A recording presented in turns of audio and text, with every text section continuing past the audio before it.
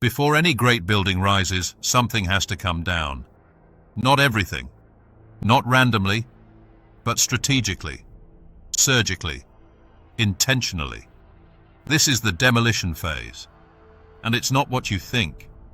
There are two ways to demolish a building. The wrecking ball, dramatic, destructive, takes everything down at once.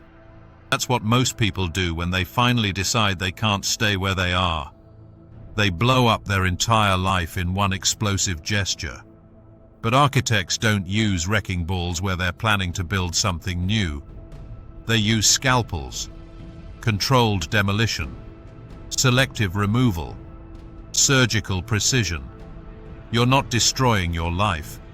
You're removing specific structures that conflict with your design. You keep the foundation if it's solid. You preserve what serves the future. You don't need drama. You need discernment. Every demolition requires you to know the difference between two things. Load-bearing, what's actually holding your identity together. Decorative, what just looks important. That impressive title, decorative. The reputation you've been protecting, decorative. Version of yourself you perform for others, decorative. But your integrity, load-bearing. Your capacity to tell yourself the truth, load-bearing. Your self-respect, load-bearing. Most people demolish backwards. They protect the decorative while compromising the load-bearing. They keep the job, the image, the comfortable life, while quietly dismantling their integrity. Real transformation works the opposite way. Here's what no one tells you about demolition. There's a disorienting in between. After the old structure comes down, but before the new one begins.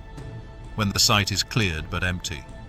When you've removed what wasn't working but haven't constructed what's next. And everyone walking by asks, what happened here? Why would you tear that down? But architects know something most people don't. Empty doesn't mean nothing. Empty means ready. You can't build what's next until you've made space for it. The dust settles. The site clears. And now, finally, you're ready to build. You've been standing at your construction site, knowing something needs to change. But demolition doesn't wait for perfect. It waits for ready. And you're ready. Ready to use the scalpel instead of the wrecking ball. Ready to know the difference between load-bearing and decorative. Ready to stand in the cleared space while the dust settles. Knowing empty means you finally have room to build. But here's the thing, you can't do this alone. You need a crew, tools, someone who's done this before. Let's build. We have created free resources to help you start your demolition phase strategically. Download them at creedbranson.com/resources. And if you're ready for the complete framework, the full methodology that shows you exactly what's blocking your designed future and how to remove it surgically, the first book launches March 1st. The Diagnosis. March 1-3 only. $3. Kindle or $7 paperback on Amazon. 3 days. Then the price goes up.